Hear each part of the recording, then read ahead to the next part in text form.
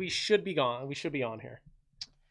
Ladies and gentlemen, boys and girls, children of all ages, it is your boy T.Y. Jackson here with the DBS Pod crew for episode numero 6 of the Dad Bod Pod. That is very exotic. What language is that, Ty? Did we get a little splash of French in there? Yes, I've been watching a lot of Chavo Guerrero lately, so I'm trying to put on my inner Spanish. And Blake, because I can't see my stream. I saw you were posting. Are we actually live? Yeah, we're live. Okay, good. I can see it. Okay, perfect. Yeah, we're live. Yeah. All right. Okay, so first things first, I have to bring this up because we're gonna talk about it eventually, so we might as well just get this shit out of the way now. Are you T-Bar already? No, not T-Bar. Just started. Not yet. We'll talk about our Lord, our Savior, our guide T-Bar at a later time.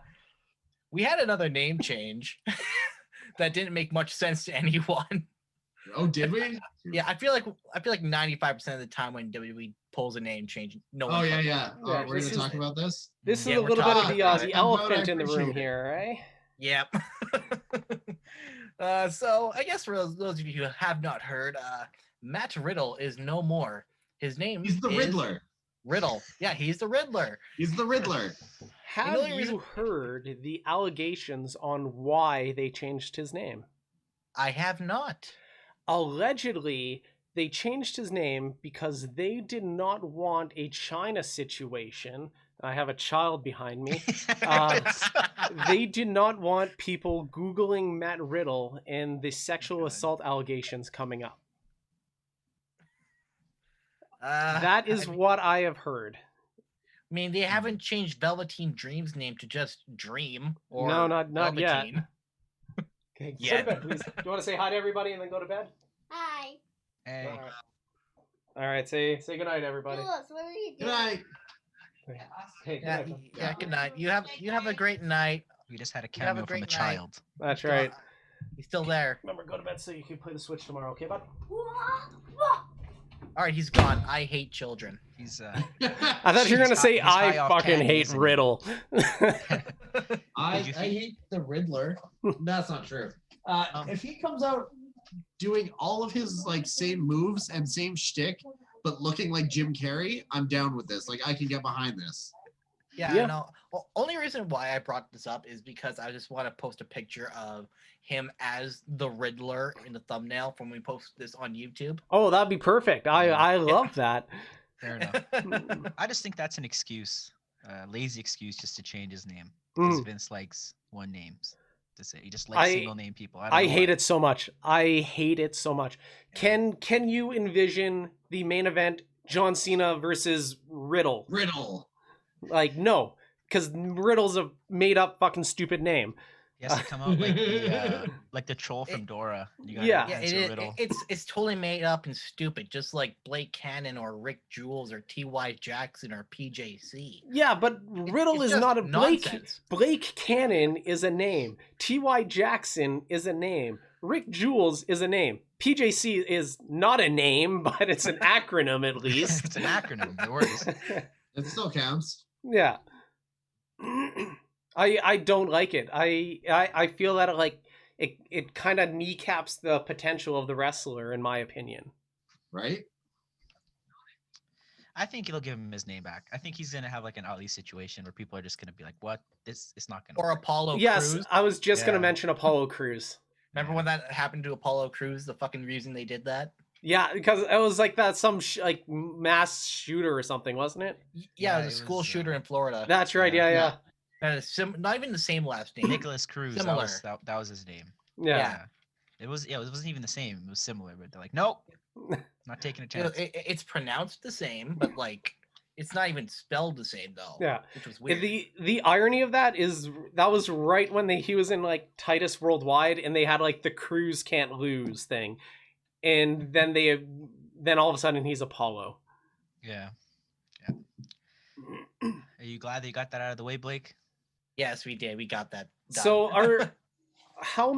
there are a couple examples of like good name changes, but I feel Riddle's not one. Like I feel The like only Otis. like, decent name change I can think of as of like recently is Robert Roode. Like I'm talking about like eliminating half their name, kind of Yeah, like Alexander Oh. Rusev or Antonio Cesaro. I think feel Rusev like and Cesaro worked fine. yeah, Cesaro Yeah, worked yeah. fine. I remember hating Cesaro's name change at first. I fucking hated it. I originally hated when they shortened Otis's name, but I kind of got used to it. Yeah, I feel like Big E the as thing well. with a lot of the name changes is a lot of it's kind of dumb, but like in time, I find I get used to it. Yeah, I just feel like Riddle is dumb, I talk about especially because it's like a guy that's not really much of a gimmick. Like his gimmick is that he is Matt Riddle. Riddle, like why he's still employed a Riddle. That's funny. Yeah. Oh, har. Like I feel it doesn't work with like people like where they have like a real life human being as like their gimmick. Like Mustafa Ali didn't work when it's shortened to just Ali, and same thing with Apollo Crews. I was hoping they were going to start calling him Prince Ali and just go full Aladdin with him. I think they're saving the Prince name for Dominic, aren't they? Yes. Yeah. I think so. I remember hearing that. Yeah, but I think I try to make his gimmick as a guy who wears flip flops. I mean that's all that They're he pushing is. it hard. Yeah. They'll, Why like, don't they just name him Flip Flop?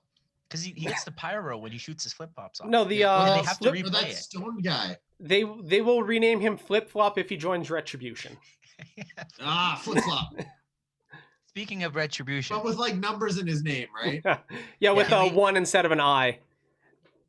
so speaking of Retribution, Yeah, sorry, Tug, but the audio on my channel gets a little screwy when we do this. So when we do it in podcast form, we do the download from TY, I know you said superior speaking audio. of I know you said Happy speaking Halloween. of Retribution, but there's one thing that we still have to talk about. We did not talk about Hell in a Cell last well, that's show, why because- I said speaking of Retribution. No, but Because we can't. Hell in a Cell. But yeah, I know. Thank you. My audio is always awful, but you're still here. So what does that say about you? So what is up with Retribution? Slapjack. Slapjack in That's what's up with T-Bar Retribution. Oh, are Shane Thorne Roll- jobbed hard. for the The next fact generation. that they chose Slapjack Yeah, to go against Bobby Lashley yeah, is No, the it's- funniest thing in the world to me. yeah. You know what's funny? He didn't get much time, but he actually looked decent. Like he did the tornado DDT. Did he do anything like big other than that? I think that was like his He did- one he- big spot. He did Yeah. that, and it was like fucking like the Kevin Owens rolling senton in the corner. Mm. Yeah. But Which then did like look really 2 good. minutes later the match is over. Yeah, the offense that Slapjack / Shane Thorne got was good, but like, But that's because he's a good wrestler. Shane Thorne is Yeah. dead.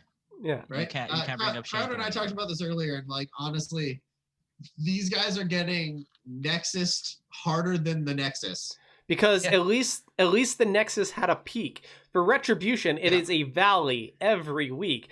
We always think, how could they get any lower? And they just depend so hard on them going to Twitter to try to explain things. And it sucks that like T-Bar's Twitter game and Ali's promo game just like can't save this at this point. I swear to God, they would have to like, I don't know, knife Roman Reigns at this point to like really feel like they're impactful. You know what I mean? Like, But Yeah, let's I agree with Jules. Just I feel like, perform Aztec human sacrifice on Roman Reigns Yeah, on like- live television. but this Oh my God. Retribution. Retribution Okay, shot Johnny Bravo. yes. There we go. But really That's how they're getting their heat back. with the treatment of Retribution, is anybody surprised that this is Vince McMahon's vision of Antifa in wrestling? Just a bunch No. of whiny jobbers. No. Yeah, no. Like this is totally exactly burying what Antifa. like Vince McMahon probably thinks of Antifa. And so Oh, he yeah, put it for on sure. his television show just to job them out. Yeah. I don't know. It's just tough because this gimmick has to work. If it doesn't Yeah. work, they're all screwed. Oh, Yeah. for sure. They can't just go back to being what they were Dijak, yeah. before, right? Like, especially Especially for because Ali, we all know who right? they are, right? Like, if they were able to keep the identities hidden, then like Dijak and Dio Madden and Shane Thorne could all recover. Like, but we all know who they are. Especially It's no secret. Especially when Mia Yim was having her possession, and the referee was calling her Mia. Mia, are you okay? Yeah. What the fuck was that? We're still in LSL. We have to keep track of this. Yeah, I know that, but you know, at this point, if we're gonna talk about retribution, we might as well just get it all out of the way now. Fair enough. Oh man. But yeah, so Shane Thorne or Slapjack versus Bobby Lashley. What do you guys think of the match? It wasn't bad. I'm surprised they gave Slapjack as much offense as they did. Yeah. Like, he looked good when he was on offense, but there was never a doubt, especially when they're like, okay, yeah, we'll also put the U.S. title on the line. It's like, really? Like, really? You think Bobby Lashley's going to lose here? Especially to neither of the monsters of Retribution when none of them are at ringside with Slapjack? Like, no. No. We had another child cameo here from PJC. I know, right? It's a hard knock life, I say. It's either paying attention to my kids or talking about Retribution. So, you know. I think you know which one is that's life here. My problem is with 3 cell matches on the show, it peaked after 2. And that's no offense to the work that McIntyre and Orton put in, because hell did they put in work. But the emotion level on the other 2 cell matches. My overall wrestling load was blown after those 2 cells between the Jey Uso Roman Reigns cell match and then Bayley and Sasha super delivering on their cell match. It's like, okay, guys, you can't. And then like there's just certain things that like them climbing up to the top for no reason, and then like when they start climbing down the other side, the 4 footholds that are just mysteriously on that one side just so they could stand and do their spot because there weren't any anywhere else. Like that spot at the end with McIntyre going through the table was just like so telegraphed that I'm pretty sure I saw it coming 2 years ago. Yeah, I think it's fair enough what you were saying that people were burnt out. Like that first match with Uso and Roman was so good that they didn't need that. They should have switched that. They should have switched that. Main. Yeah, it should have been Orton and McIntyre, especially with the title change, should have been the opener. Mm-hmm. Especially because here's the hook. I'm not gonna lie. The second Orton won, everyone around me, we were sitting there waiting for Miz's music to hit. We were waiting for him to cash in on Orton a second time. But if you'd done it the other way around, then you'd at least have that mystery going into Monday, you know what I mean? Because Orton's already won. He's probably left the building. Miz now has money in the bank. Now we've got something to build with. So I just don't think that Uso and Roman match needed the sell. I don't think it made a difference. No, you're right. If they just would have left the 2 cell matches, it would have gave at least some stakes or made it more like a Randy Orton McIntyre match more enjoyable. You still could have done I liked the unique stipulation of an I quit Hell in a Cell match. Yeah, that was cool. But you could have taken the cell away and just made it an I quit match. Yeah. But I do like what they were going for. The concept was intriguing. It was fresh. It was something different for a minute, you know? Yeah. While we are on the topic of Miz cashing in, is it a consensus that Otis was the worst Money in the Bank holder of all time? At no point did Otis even tease cashing in his Money in the Bank. At least Ken Kennedy cut a promo saying that he was going to cash it in. Yeah, but then he's like, what, the only guy to have lost his briefcase? Well, Otis now. Well, Otis, but before that, right? Yeah, before that it was Kennedy. Pretty sure. Like it's got to be either Kennedy or Otis as like the 2 worst Money in the Bank. Like they. Kennedy's whole. I don't blame Otis for that. No. I never will blame the wrestlers. I will blame the people behind the wrestlers. The wrestlers can only do as much as they can. No, they saw the popularity spike that was Otis, and then they didn't know what to do with it. Yeah. So, but instead of use that as a vehicle to push heavy machinery. They're like, Vince doesn't believe in tag teams. So he's like, oh, got to push him singles. Yeah. And speaking of heavy machinery, now we thought they were done in the draft No. But now they're done for good. Hate it so much. Hate it. Absolutely loathe it. Off the train. I don't understand why they would do this. They complement each other so well. Like Tucker is the worker of the group, and Otis is probably the most charismatic wrestler in the WWE right now. Yep. Like without each other, I feel like they're just missing parts. It is like when they broke up it is like when they broke up the primetime players. Yeah. It was just a 10-second shock value to me, I think it was. Yeah. It was just that's it. And after that, it's going to go downhill from here. Like, I don't think Tucker's going to get a push. I don't think Otis is going to get a push. So. No. Yeah, but like, it didn't even go down the way, like, if they're going to have Tucker turn, like, I can't really agree with that. But I feel like if they are going to do that, I always thought that if Tucker were to turn, Mandy would turn with him. Yeah. They'd both just make out. Catalyst for that turn. Yeah. And then like both Mandy and Tucker would both like make out over Otis's dead corpse in the middle. Well, I mean that's usually how the heel turn goes in that situation. So that's what you would expect. There's nothing wrong with expecting it as long as it delivers. But this one just came out of left field. A little bit.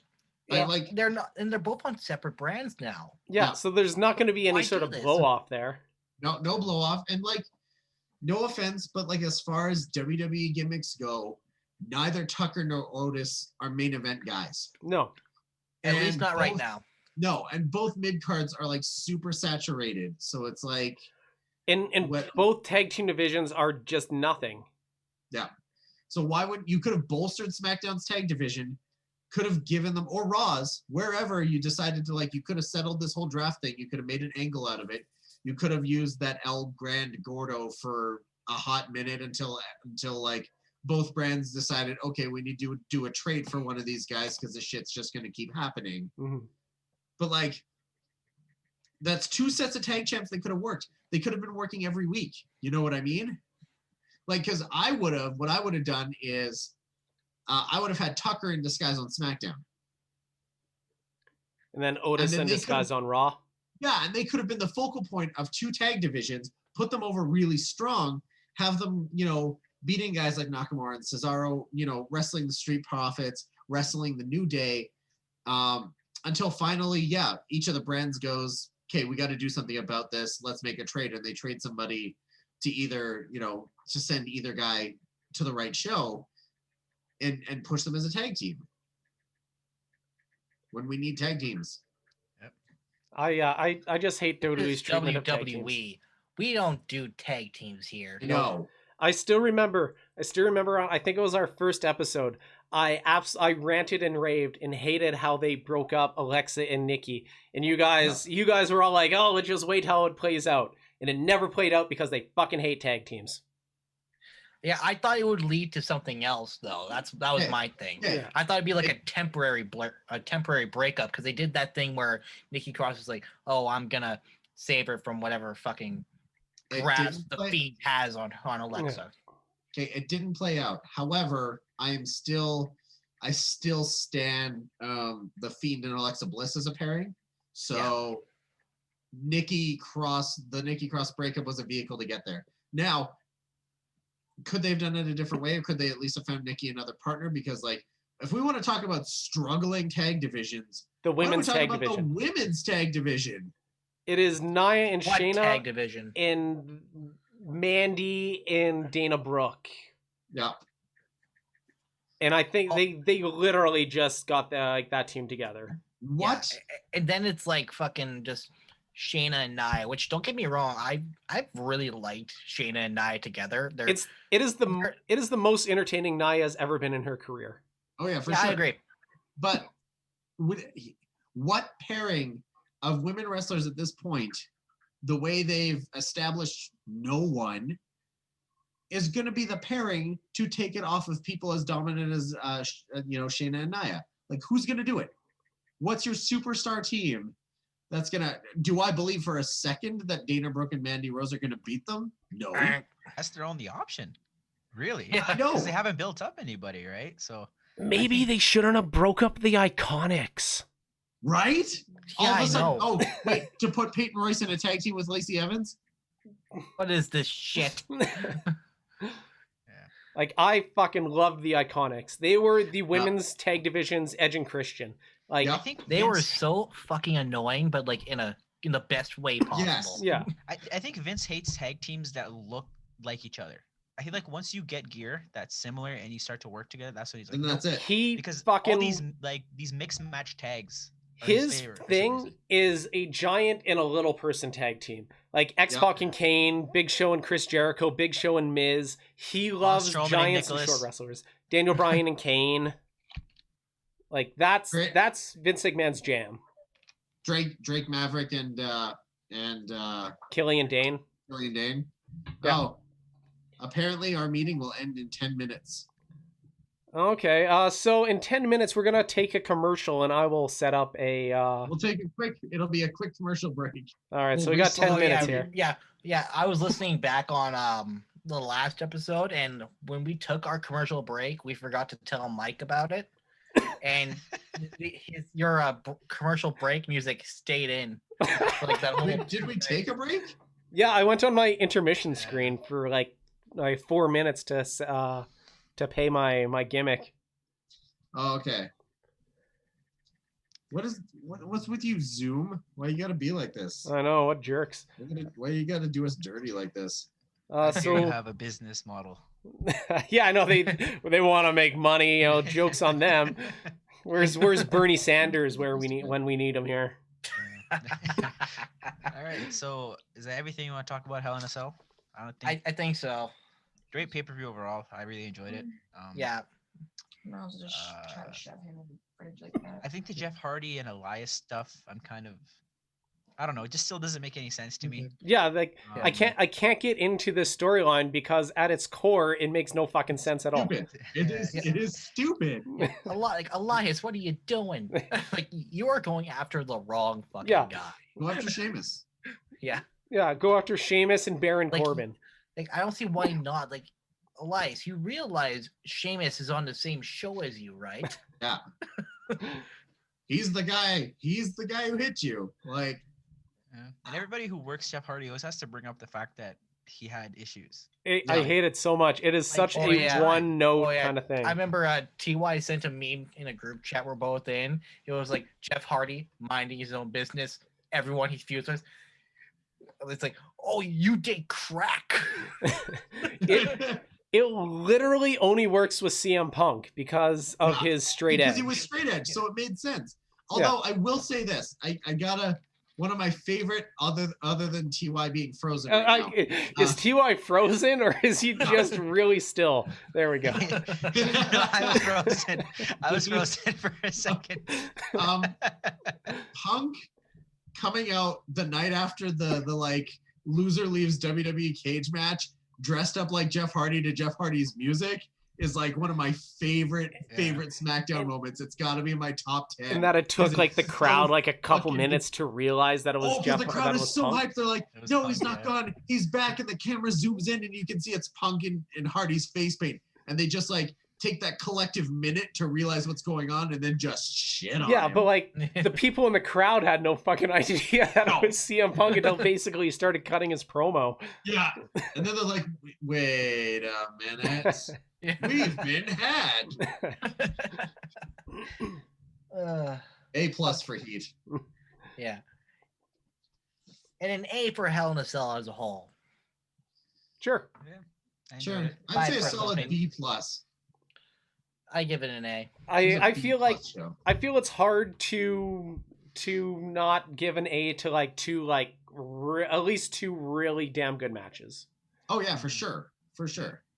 The rest of the card was filler in between two great matches. Yeah, it was a peanut butter and jelly sandwich. TY might not like the peanut butter in the middle, but the bread was really good. And the Oh. jelly. TY, I was peanut butter for Halloween, by the way. Were you? Yeah. That's disgusting. You're a horrible human. Friends being. off. Friends off. The soon-to-be Mrs. and I were peanut butter and jelly. This is my last podcast, guys. I can't be in this. It's either me or Jules. I can't do this. All Oh, right. bye, For those of you who download this in podcast form, I'm currently flipping off TY Jackson. And I'm going to Yes. also flip off T.Y. Jackson for no good reason. I'm not. I'm gonna give TY a virtual hug here. Always the And then passive. I am going to kick James Crowder out of this Zoom chat for showing sympathy towards TY. Yeah. You're gave me a just shine. mad because you can't win at Fall Guys. Oh, shut your mouth. We don't talk about that. We don't talk about that. Sick bird. All right, so I'm going to make the executive decision that I am going to throw to commercial and start a new Zoom meeting where we'll be back with the second little bit of our show. It's raw. Yes. Do.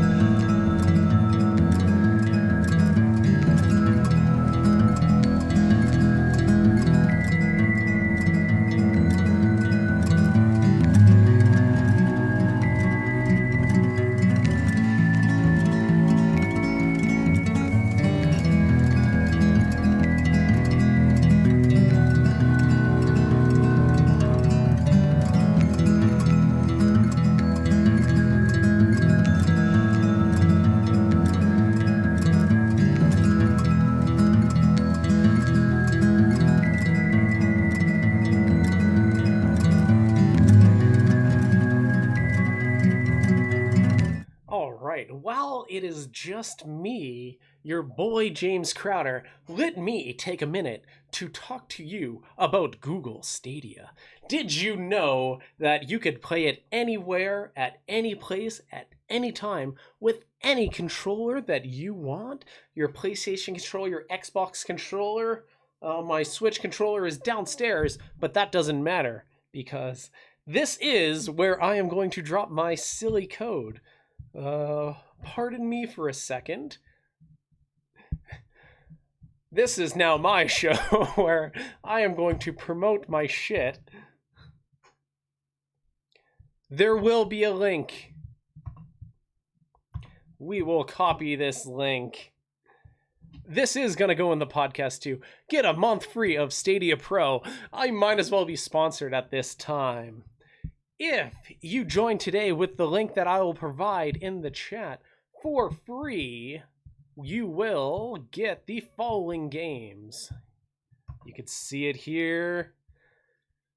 You will get PlayerUnknown's Battleground, Dead by Daylight, Human Fall Flat, Super Bomberman R, Hello Neighbor, Hitman, Gun Sports, Super Hot, Mind Control Delete, Rock of Ages 3, Strange Brigade, Celeste, great game, Lara Croft in the Temple of Orisis, Orcs Must Die 3, Create a Premium Edition, West of Loathing, Panzer Dragoon Remake, Little Nightmares, Super Hot, Power Rangers Battle for the Grid, Jotun Valhalla Edition, Ember Early Access, SteamWorld Dig, SteamWorld Heist, SteamWorld Quest, Destiny 2, Guilt, all this.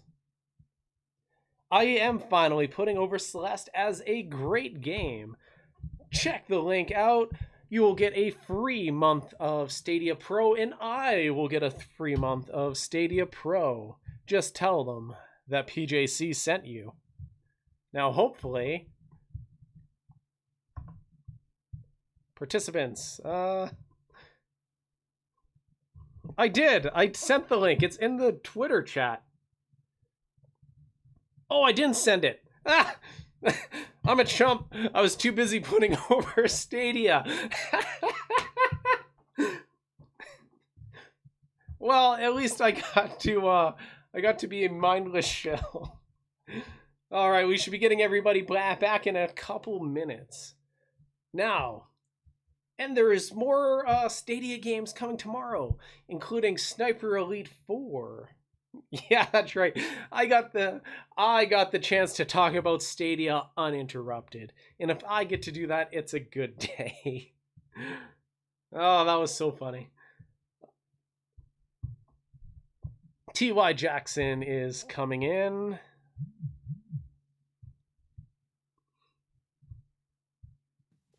I should rename. What is up, everybody?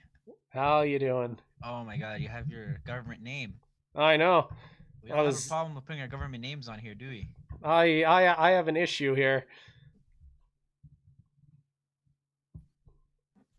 Blake Kannon, did you enjoy my Stadia commercial? Fuck you and your fucking Stadia. Yeah, was that like an ad you did there? Pretty much. I'm not getting paid for it, but if you click the link in the chat, you will get a free month of Pro, and I will get a free month of Stadia. Okay, how far are we into the podcast? We gotta tell Mike to edit out like the break music this time. I think we're about 30 minutes into the podcast here. Oh, sorry. Okay. Yeah, we didn't start till 10:30. So, Jules, how are you doing? I'm alive. Yeah. Also, if you want to play the Watchdog Legions with no bullshit downloads and updates, Google Stadia. Oh my god, I hate you. Oh I hate you. Enough. You have become what everybody in this chat despises. You're trying to make money off of us? You're trying to make money off of us? You know what? Where's my cut?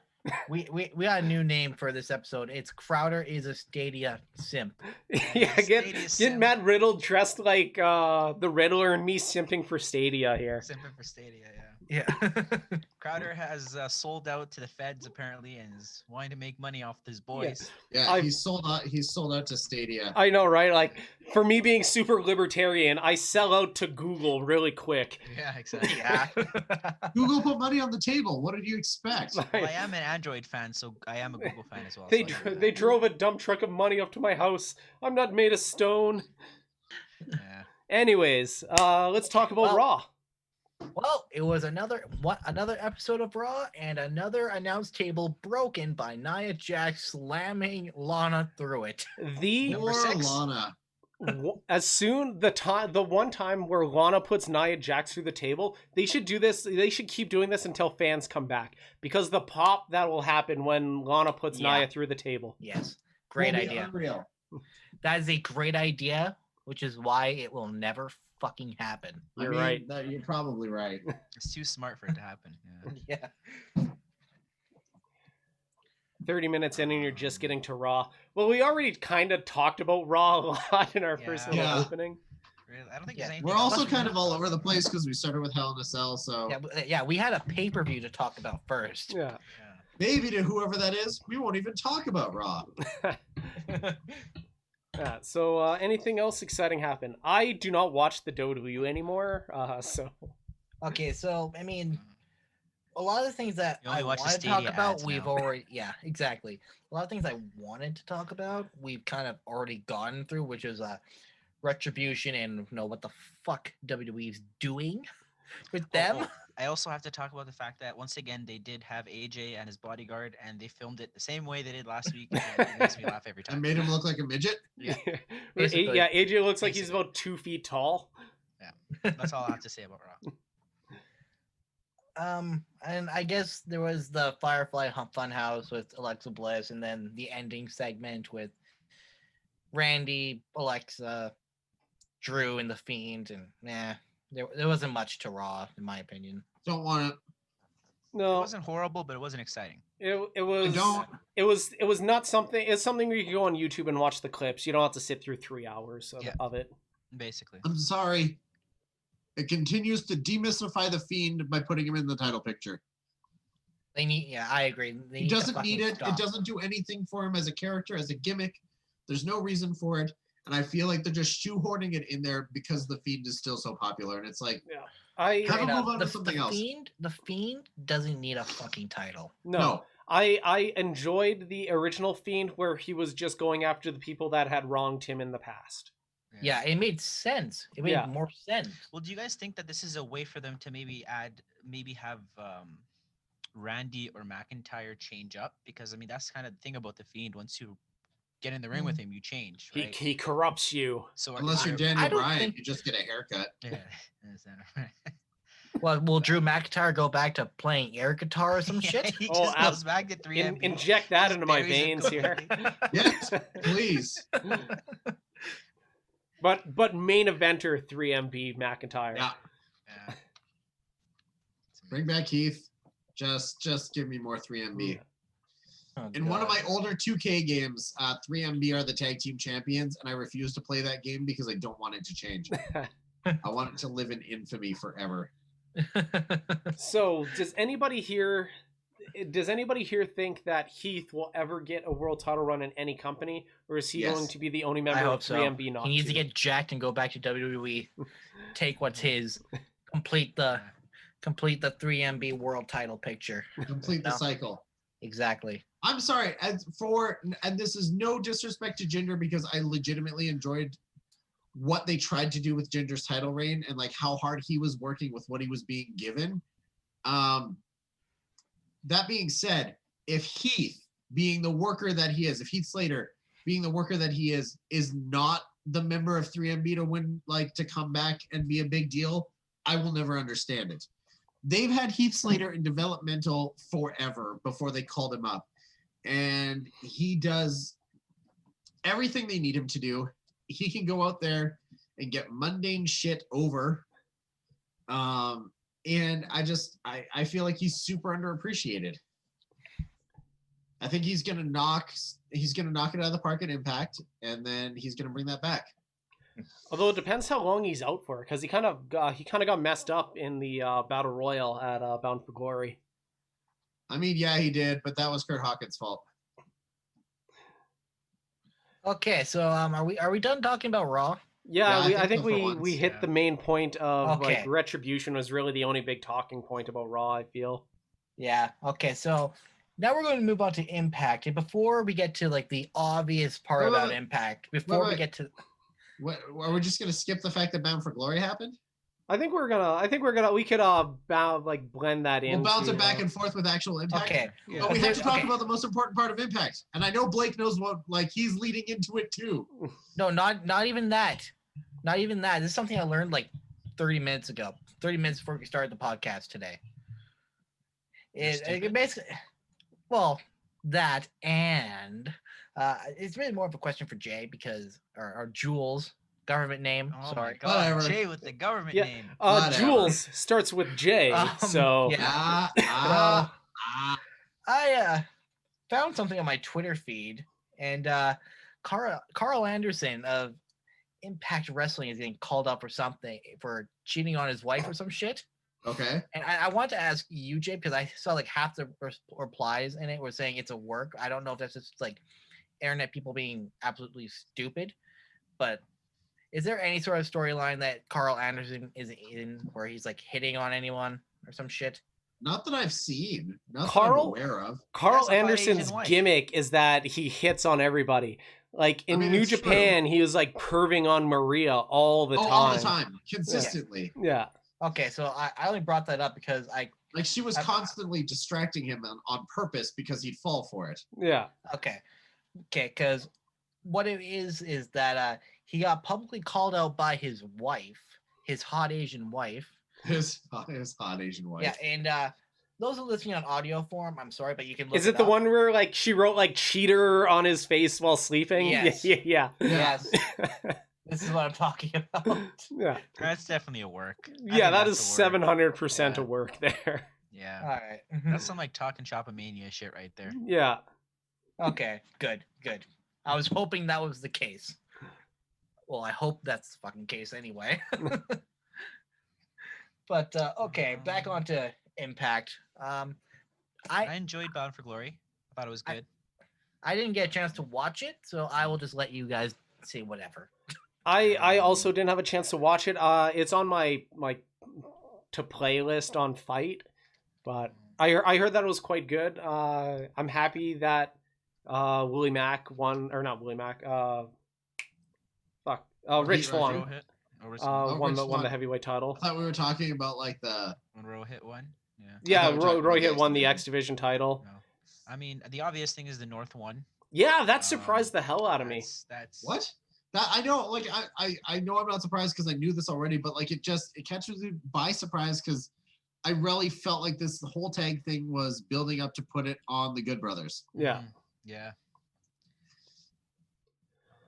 And then I don't know if they decided to swerve for the sake of doing a swerve, if this is what they meant to do the whole time. Yeah. But then why put the titles on the Machine Guns to put them back on the North? But from what I understand, the Machine Guns didn't take the pin. It was the Good Brothers. It was the Good Brothers, yeah. And now they're setting up a thing with the North and the Good Brothers now on Impact. Yeah, so that must be the tag feud going forward, and it was a good way to get the belts off of the Guns without damaging the Guns. Mm-hmm. And from what I understood, Alex Shelley was taken out like almost immediately in the match as well, where Alex Shelley didn't work any of the tag match. Yeah. So it protected the Machine Guns pretty good. That they basically got handicapped, and then the surprise Su Yung winning the Knockouts title, Knockouts Championship. Yeah. It was originally Kylie Ray supposed to be in that match, was it not? Yes, I hope Kylie Ray is doing well. I hope she's all right. I think she has had mental health issues in the past. Oh, okay. I also think she is a standout gimmick in women's wrestling right now. Yeah. And I really wish her well. I like the title switch, which may sound crazy, but because it's only been on Deonna for so long, but there's no way as a champion she is dominant because she's smart, because she's a strategist, because she can apply this extensive knowledge into her ring work. She can't prepare for somebody like Su Yung on the fly. Yeah. And they could tie it into the story if/when Kylie Ray comes back, because Kylie Ray was hanging out with Susie so much. Yeah. That Su Yung could have came back and basically just taken out Kylie Ray kind of thing, to incapacitate her for the Knockouts title match and set up a thing with Kylie Ray and Su Yung. Yeah. Yeah, I can see him going that route. Okay, now should we get to the obvious part of Impact? Yes, Tommy Dreamer deserving a fucking Emmy for his acting. Oh man. Okay, I don't watch Impact as much as I'd like to, but I did tune in for the last 3 minutes of Impact. The final best 3 minutes. I'm glad I did. The fuck shot Johnny Bravo? This is the hot storyline now in wrestling. This is it. Yeah. Retribution did it. Retribution did it. It was T-Bar. It was T-Bar. T-Bar did it. T-Bar shot Johnny Bravo. Fucking T-Bar. Yeah. And the best part about it was everyone was fucking losing their shit after Johnny got shot, except Rosemary. Yes, she was like, oh, whatever. Yeah. Oh man. I still don't know what the hell I watched. That was beautiful. Fuck! You know what? I loved even more was I was watching the show. I tuned in on Twitch, right? Mm-hmm. And after they were done, after the show went off the air, they just went to their post show as if nothing happened. They just moved right onto it. It's okay. It's just Johnny. They're it's just Johnny Bravo. Fuck him. The girl they have doing is it's pretty wild. Johnny Bravo. He's bleeding out on the mat and whatever. What do you guys think of Impact? No respect for Johnny Bravo. No. Okay, that is the right level of wrestling nonsense for me. Yes. I have concerns. Outside of the context of the ending of that show being fucking brilliant, Tommy Dreamer being my hero, and just the build to all of that being remarkable, I'm really worried that with James Mitchell being there, it's going to go back to Undead Realm shit. So who do we but think? Johnny Bravo in the undead realm might have my attention. Yeah. So who's our guess for who shot Johnny Bravo? Oh, is this our? Yeah, okay. Everybody put it on the table. Who shot Johnny Bravo? Oh, wait, hold up. What if instead of doing hot takes, this is our fucking hot take? Who shot You know Johnny? what? I'm down. Yeah, sure. This This could be the Twitter poll kind of thing. This is the Twitter poll. We'll take it. We'll take a hot take. We'll put a hot take break on it. Now, do we wait to do this until the end of the show? No, let's do it now. Okay. Well, strike okay. while the iron's hot here. Strike while the we don't want to build backwards to build forwards again. No. We're here. We're now. Andrew better be paying attention. He's there. This is happening. All right, Jules, who do you think shot Johnny Bravo? Okay, regardless of whether or not a recent signing was announced, this was a pretty evil thing to do. So I think Danhausen shot him. Very, very nice, very evil. Yes. Very nice, very evil. I think Danhausen shot him. All right, Blake Kannon, who do you think shot Johnny Bravo? Well, I think the answer is pretty obvious. I think this guy is pretty dark character. Like, Dark what are you Horse? laughing at? Are you going Dark Horse shot exactly Johnny where you're going Bravo? with this. Like, it's a pretty dark character, and like he's probably been like the most dominant character in pro wrestling the past few months. So, I think it was Slapjack. Ah! I knew you were either gonna go with T-Bar or Slapjack. I love this. This is like our Halloween edition. It's not a hot take. It's who shot Johnny Bravo. DY? I'm gonna put this on the same level as who threw the pie at Kevin Owens. I think they're both a mystery. I don't know. I honestly don't know. PJC, you go first, and I'll go after. All right. Better, I'm really hoping your pick is my second pick behind Danhausen. So, this person has a history of violence. This person has a history of attempted murder. This person has shot somebody before, and her name is Maggie Simpson. Solid. Solid. I like the non-wrestling. I mean, it's fair enough. It's undead realm wackiness. Could have happened. All right, TY. All right. So I'm gonna go with New Jack. Very nice. I think New Jack is somebody who would do something like that. I love the callback to past episodes. Yeah. So he would have stabbed Johnny though. New Jack always finds a way to be relevant in this podcast. There you go. Yeah, that's like 3 straight weeks of New Jack popping Of just up here, New right? Jack. Oh my! We gotta get New Jack. There was a Get murder New on Jack the TV. pod. Guys, Yeah. everyone cut the shit.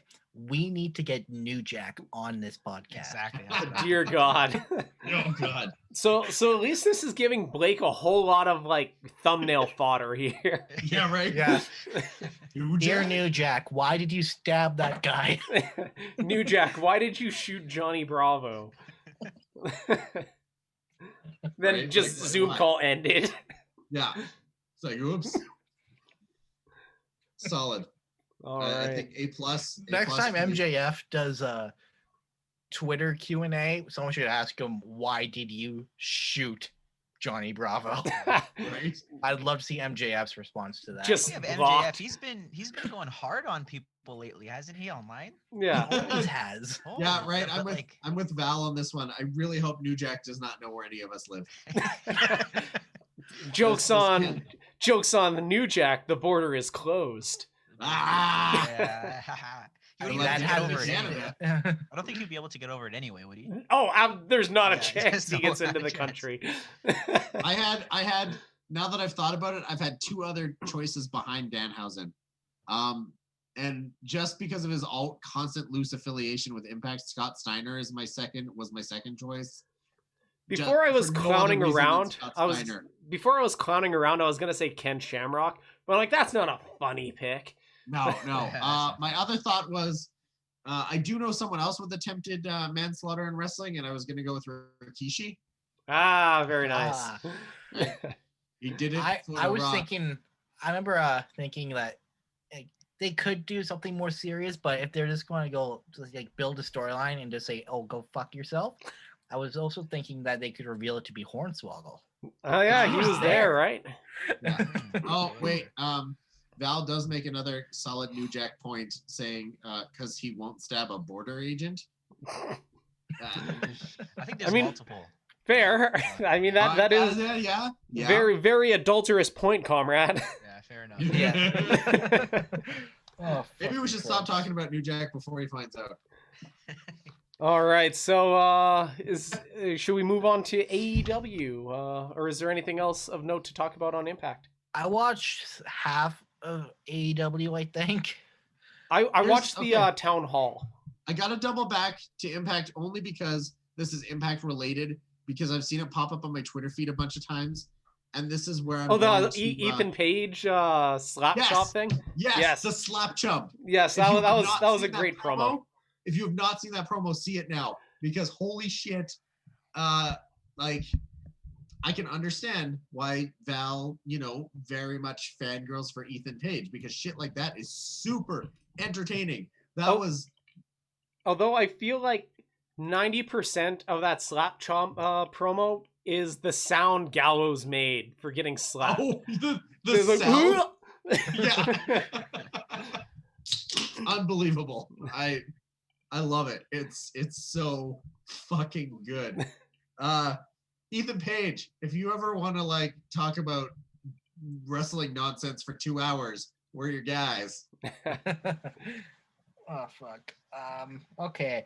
AEW now. The only thing I really remember from AEW is MGF in the Inner Circle. Yeah, their Town Hall. Yeah. Yeah. I watched that. It was good. Did it? This is 1 week where I'm actually not on top of my AEW. Did it top the musical number? No. To be fair, that's gonna be hard to top. Yeah, that's true. Yeah, very hard. Eric Bischoff showing up out of nowhere as Eric B. What made my day. So that was fun.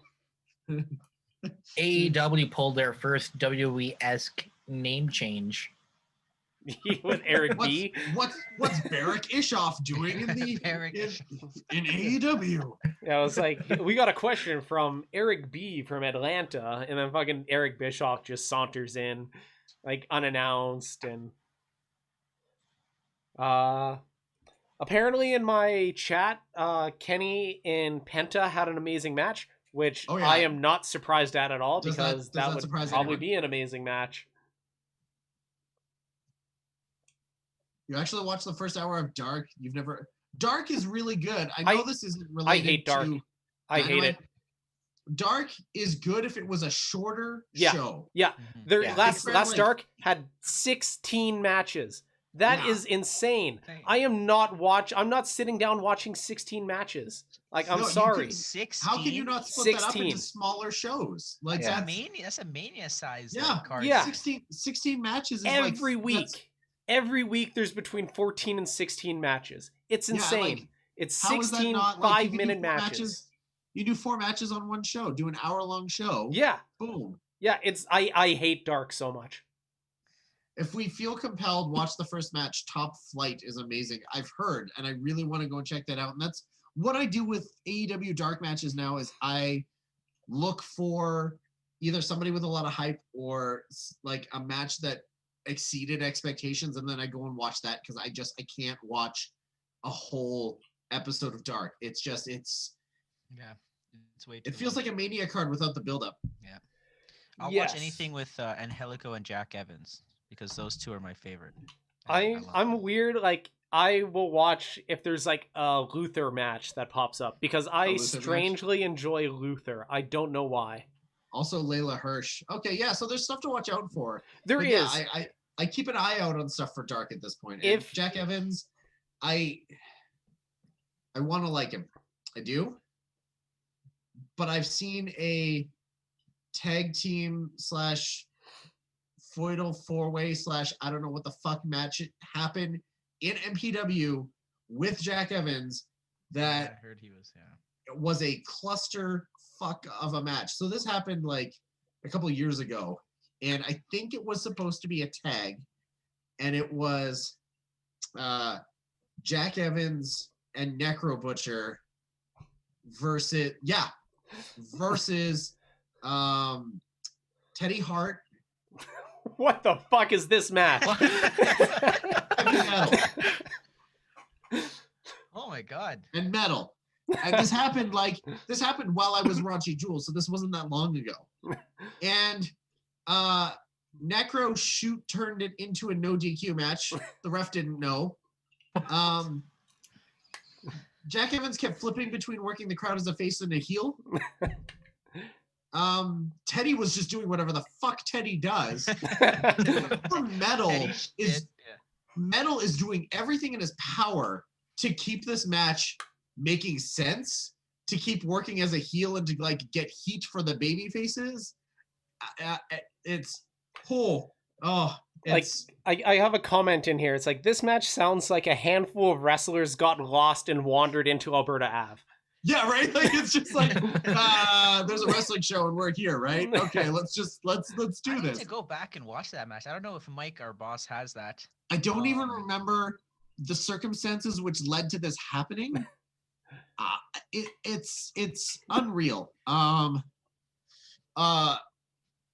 Teddy is. I don't have a very good opinion until you of said Teddy. Teddy Hart, and I was like, Teddy Hart is. What we know about Teddy is that he got arrested again the other day. So that tells us what we should know about Teddy Hart. Which is one of my favorite Twitter accounts right now, which is Teddy Hart in jail? And they periodically tweet yes. So much. Jack Evans is a phenomenal talent. I just in that one match, I remember watching it not knowing what he was trying to accomplish. I will never take away from his ability, because I've watched his matches in AEW, and I think he and Angelico are a hell of a tag team. It's really cool stuff. And Necro Butcher is a fucking lunatic.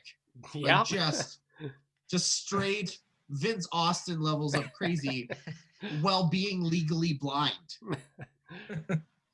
So yeah, it was wild. Props to Heavy Metal for keeping that match together. Yeah, sounds about right. Yeah, right. Typically the person who keeps stuff together. So. But going back to Dark today, yeah, Teddy Hart's in jail.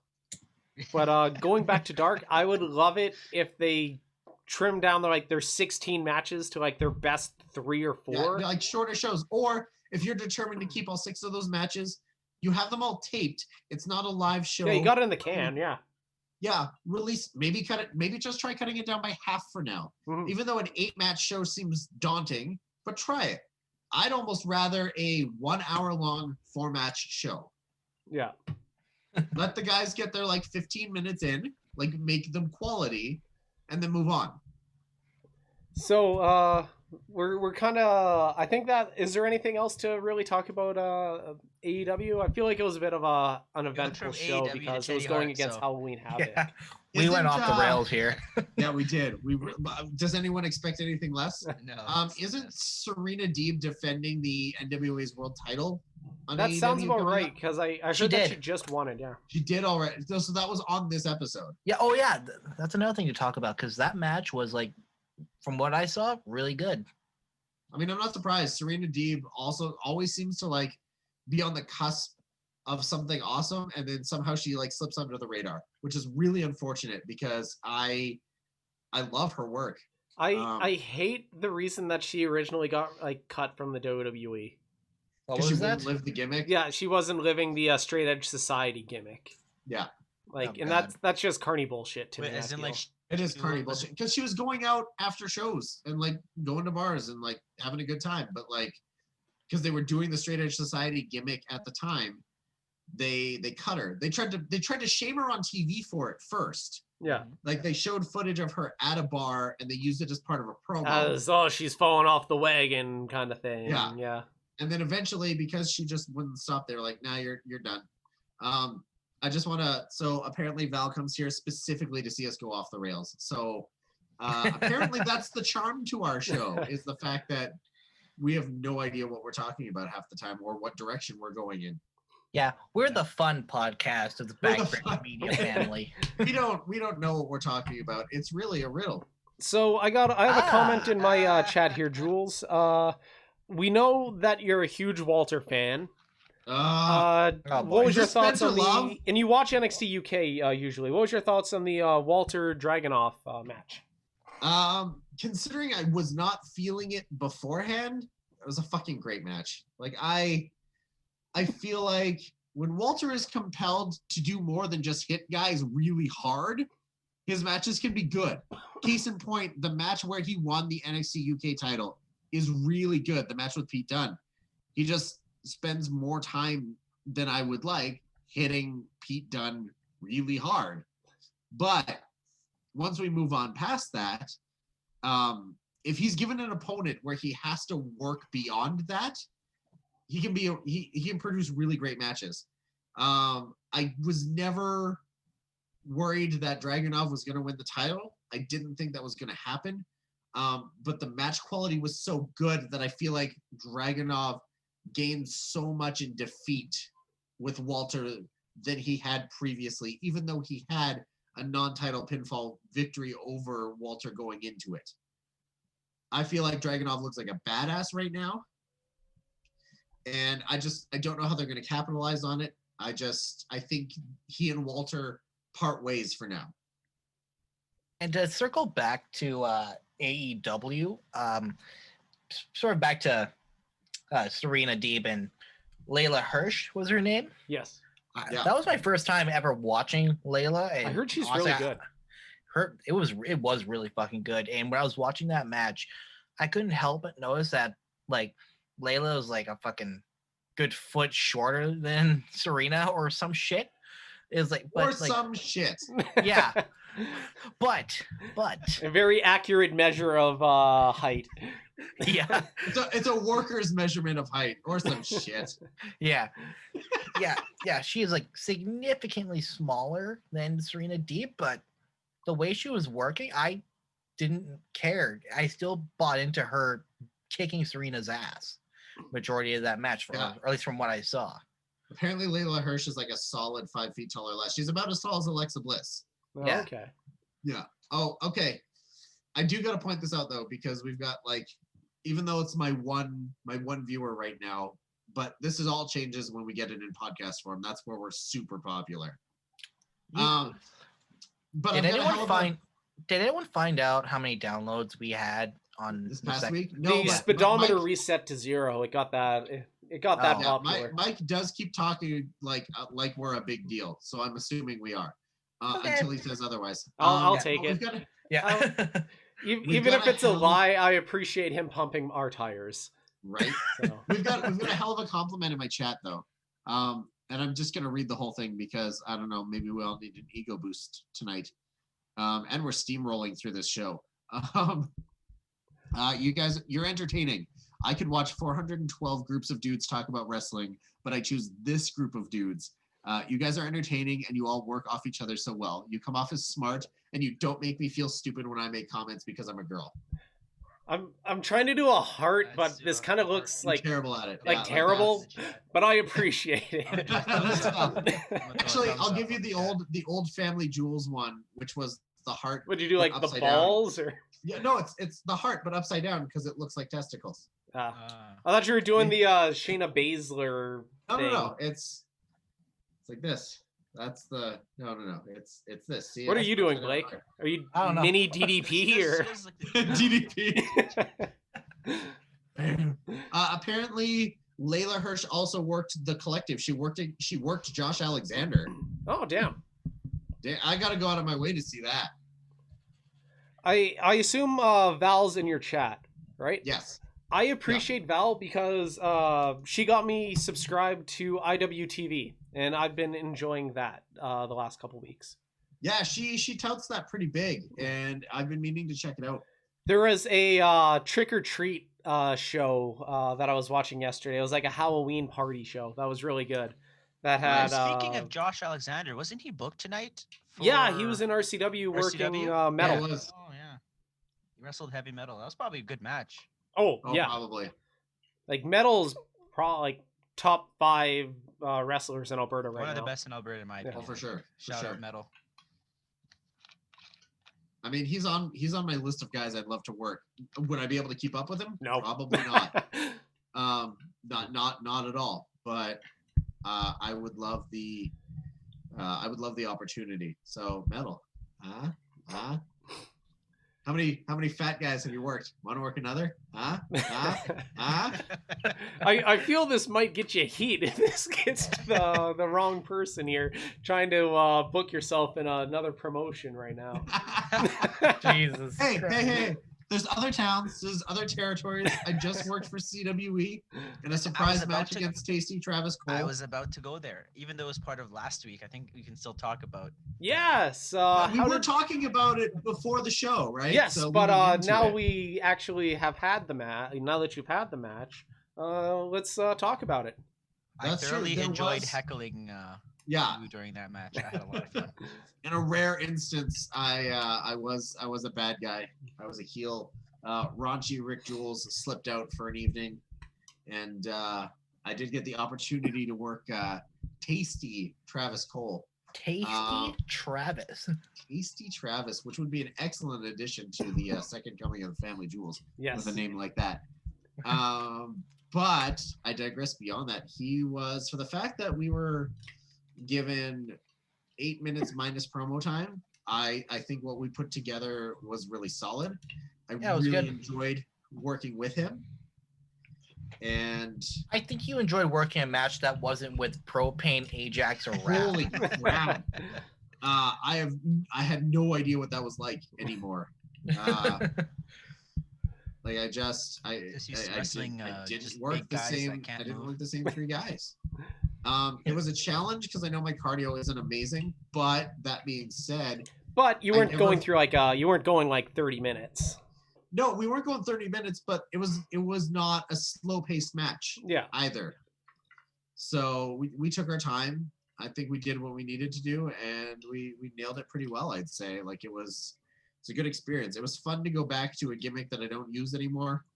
I'd apologize for the Bronco Buster, but I'm not sorry.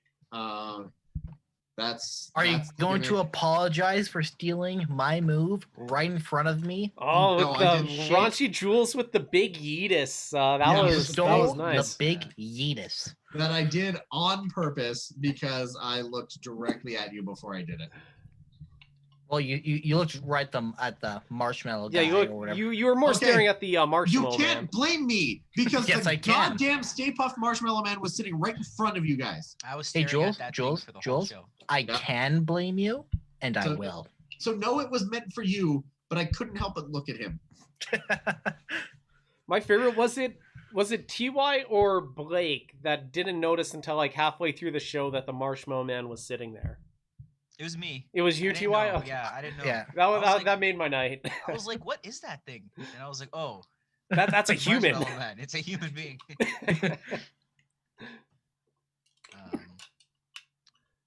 Anyway, TY, you were trying to get something across there. You were trying to say something there to me. Was I? Yeah, you were. Something? You were trying to get my attention. I don't remember. I was too busy arguing with Blake. I don't remember this. All right, now what in the blue hell were we talking? Oh, NXT. I think we're. Halloween Havoc. Yes. They started the show with a new North American champion in Johnny Gargano. I love it. I love the match. I love it and I hate it. So I love it for the fact that right now Gargano needed it more than Damian Priest did. And I felt like we did a really good job building Priest up during his run, even though it was short, to the fact that he can move on to different things. I think Gargano needed it right now. Yeah. And it was the right choice. However, if you were going to do that, you should have gone all in on the Garganos, and Candice LeRae also should have gone over. I think Candice will get the title off of EO, just not right now. You think they should have pulled you think they should have pulled a Impact and had the couples win the major titles in one night? Yes.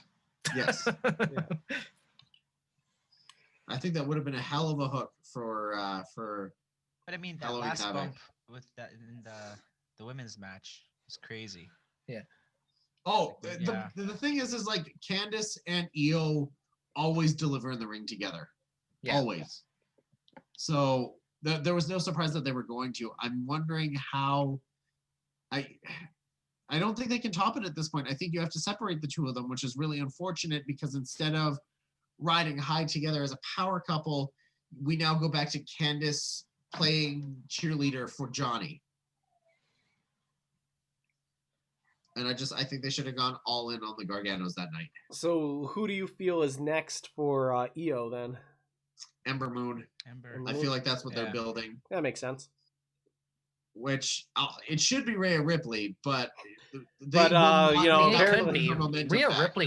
Ripley went over in her match, and it was actually a really did. good match too. Oh yeah, they refused to give her momentum back since WrestleMania, and it's really disheartening because she can get over, and I feel like both Toni Storm and Ember Moon are going to pass her by right now. So if there seems to be no solid plans for Rhea Ripley in NXT, would you just have her go up onto the main roster by this point, and have her do something on the main roster if she's not just going to be, she's going to be kind of toily in NXT right now? My biggest problem with a Rhea Ripley call up though is she jobbed to Charlotte at Mania, so in the eyes of the casual fan, she's going to look like she can't hang. So if you bring her up to the main roster and put her in the title picture, no one's going to think she can hang with Asuka. Nobody's going to think she can hang with Sasha. So it's like with Rhea, they've kind of booked her into a corner. Yeah. Unless they maybe like when Charlotte comes back or something, they can have like a feud. Maybe that'd be a good reason. Yeah, do you think they're kind of just have her put her over? I agree. Do you think they're kind of just simmering Rhea until Charlotte's back, or? Maybe. I mean, if they are, it'd be a good thing. Yeah. But yeah, if not, then I think she's better off just staying at NXT. I think Yeah. she'll Yeah, I get think- much better treatment in NXT than she will Yeah. on the main roster. So Okay, so there was one other match on Halloween Havoc. Or actually, before we get to that, I just want to say how much I popped for Johnny Gargano destroying the pumpkin on the entranceway to begin the show. Yeah. The pumpkin that everyone was Wanting? begging for Yeah. the moment they announced Halloween Havoc. Johnny Gargano just says, "Fuck you all," and Yeah, fuck but this like- pumpkin. That being said, how do you do that while you're dressed like fucking Jack Skellington? I don't know. He did. Because he's a hypocritical asshole. That's fair, yeah. So I know some of you guys are kind of over the cinematic matches, but I'm not. I kind of enjoyed the Dexter Loomis versus Yes. Cameron Grimes stuff. Mhm. Yes. And Jules, when you were streaming that night, I told you that match had some jump scares that would legitimately give children nightmares. From what I've seen, that match took everything they learned from the House of Horrors match with Orton and Bray and made it better. Right, I agree. They fixed every single mistake that was made in that match and just blew it up. I liked it personally. I'm just too done with cinematic matches. It could be the greatest thing in the world, and I just won't give it a watch. No. I'm just done with it. No, I dig it. It was, like I said, I still like it. It was everything the House of Horrors match should have been. And I like that they keep trying. I like that it's like really the second one in NXT history, because the first one was like that parking lot brawl with Adam Cole and Dream Velveteen and Dream. Cole. Yeah. Mhm. And that was also really great for what it was. Unfortunately, involved like the Velveteen Dream, but that being said, this one was also really good. Velveteen Dream. Stop saying his name. The I Yeah, like you're- teens dream. I guess Oh a my thumbs up. god. I guess a thumbs up in the chat right there. How do you do that? There's a reactions button Can Right we at the bottom, can we like- also talk about how perfect of There a we go. role Shotzi Blackheart had hosting this show? Oh, absolutely. That's like the role that she was born to play there. I felt like I was like attracted to her and like, but also scared of her. Blake's creepy boner was out of control for that just- 2 hours just there. straight up. Just creep boner is there. Yeah, but, it's like, But I'm I mean, confused like- about my feelings right now. Yeah, it's like when you're attracted but you fear for your life at the same time. She was like Elvira turned up to 100. And Like, Elvira just- is already like turned up to like 83 most of the time. Oh, I know, but then she just like took that ball and fucking ran with it. It was such a good use for her. A good way to capitalize on her like popularity without having to put her on the show in a match. And Yeah. she was into it 300%. So it's She- wrestling is always better when the wrestlers are totally into what they're doing. Oh, for sure, and that's what made it so much fun. The only thing it was missing was her running over Robbie E with a tank, which I'm digging that ongoing saga. Okay, speaking of Robbie E, have you guys Sorry, seen Robert Stone. Yeah, Robert Stone. Robert Stone. I think other than Retribution, I think he has like some of the best Twitter game right now. Because I love how he's responding just random people in the NXT Yeah, it's like roster, DM he's me a to bot. collab kind of thing. Like he's a bot. yeah, like there's random people. It's like Did you guys DM see me him if you want to trying to get- collab kind of thing. Yeah, the CM Punk one is my favorite this week. Didn't Punk respond to that one? I don't remember. I didn't I see need the to response. I need to see this tweet. I don't know which one it was. Give me a second. Oh man. And Is that I all just- for Halloween Havoc? I think so. I just want to say how I love Pat McAfee's like justifications right. for everything. Oh yeah, Pat McAfee's Oh, yeah. return. How do we Yeah. not? Oh, not even Pat McAfee. Pete Dunne Pete Dunne, returned yeah. Yes. Yeah. and turned heel. Jacked as shit, by the way. I mean, he's shredded. Yeah. Looks amazing. Is Jules frozen or is he just sitting really still? Oh, there I we can go. I see see his it. eyes. I can see his eyes moving. Okay. No, I don't know what's going on. Is I'm having frame rate issues. Ah. So as long as the audio of me is coming through just fine on other streams, it'll be fine for the podcast. It's just making for a shitty stream for me. Oh, okay. You sound good. But on our really, end. this is recorded for podcast fodder. We know we don't really get much of viewership when we do this live. So But yeah, So we should I record love this at everything weird about times. Pat McAfee right now.